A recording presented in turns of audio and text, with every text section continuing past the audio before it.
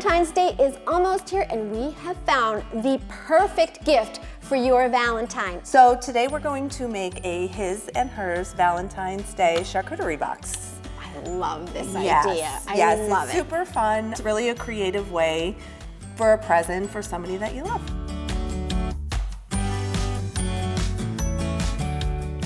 So let's first start with the meats. Okay. I'm gonna show you, because everybody loves the roses. Yes. Right? Yes. And perfect for Valentine's Day. So we're just gonna fold over. You're gonna use 4 of them. You're folding this way. All right. And you're gonna line them up together. What you're gonna do is you're gonna roll it into the middle of the rose. So you're kind of coming up this way and rolling. Gotcha. Some people like to do this technique with a glass.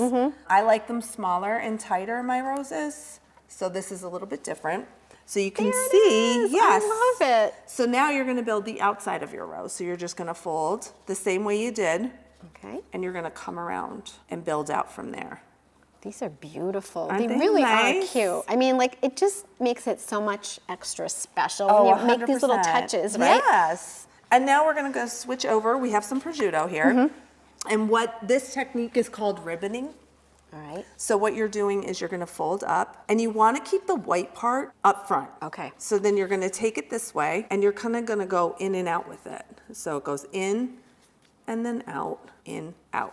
So once you have it to the top, you're gonna hold the bottom, and you're gonna pull, and it makes a nice little ribbon. That's perfect. Prosciutto is so awkward too to put on a plate, so that's really great. And even when because people don't know, they're just kind of bunching it and throwing it in. Yeah. So this kind of gives you an idea of the technique that you can use to make it look pretty. Yeah. So we call those ribbons. I like that too. So we have one more meat that we're gonna do. If it's the ladies box, I've kind of stuck with the standards, copas, salamis. We're gonna get into a little bit more spicy and peppery with the men. Love it. So this is just your basic fold. When you're putting it in the box, you're gonna come fold it over like you did for your roses. Right. But then you're gonna kind of fan it out. Okay. So these are fans.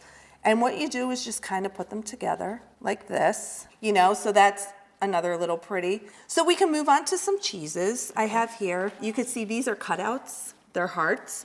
So what you do is you're gonna take and you're gonna press it down just like you would do for a cookie cutter. Right. And press it and then pull out. Now, the types of cheeses that you're going to cut, that makes a difference, doesn't it? 100%. Which ones you should use? So when I'm doing any kind of cutouts, I like to use a smoked Gouda. All right. You want something with a little bit, it's kind of a semi-hard, but soft. Right. It's in between. Okay. So that's gonna give you the perfect cutout texture, because if you use something too soft, it's gonna stick and it'll break when you're pushing it out, and hard when you go down and push down, it's gonna crumble. Okay. So we're gonna do our manchego now. Manchego is a Spanish cheese, and it is a non-pasteurized. It is a hard cheese, but it has a very soft flavor to it. So what you're gonna do is you're gonna pull it over to the side here, on this side, and you're gonna cut down, and it makes a perfect triangle. Beautiful. So you're gonna do a couple of these. When you do these, you can kind of put them together this way in the full triangles. Oh, nice. I love When it. you do that, or you can make them a little bit smaller, so where you cut them in half into small triangles, and then you're able to angle them out in the box. Okay. So now we have our specialty cheese. It's a blood orange. Wow, that sounds It's great. fantastic. I've never heard of a blood orange cheese. That's Yeah, they interesting. do a couple different ones. You can get them caramelized onion. You can wow. get Merlots, Nice. which have a nice coating on them, but you really taste the flavors. Yeah. So when you're cutting this, you can cut them standing up and keep it almost all together. Like you can use this as a centerpiece, or you can leave them like this, or you can crumble them. So there's a couple different ways to do your cheeses. Nice. And when you crumble them, if you're doing, especially in a Valentine's box, it's nice to sprinkle maybe a little bit of pomegranates on top, and it pops the orange, and it actually pairs really well with the blood orange cheese. Beautiful. Keeping in that, we have some dried fruits. These go in the dehydrator, so you're gonna slice your oranges. Okay.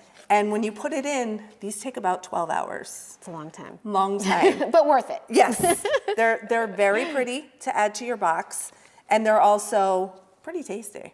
Nice. Yeah. So you Okay. can do your own drying. We also add into our boxes fresh fruit. For the women, we go with the fruits. Mm-hmm. And then for the men, we're gonna finish them off with some stuffed peppers, and these are stuffed with mozzarella and prosciutto. Oh, they're nice. spicy, so Nice. it's sticking with that whole man theme of spice. Yep. And then we'll finish off with some Kalamata olive and green olive mix.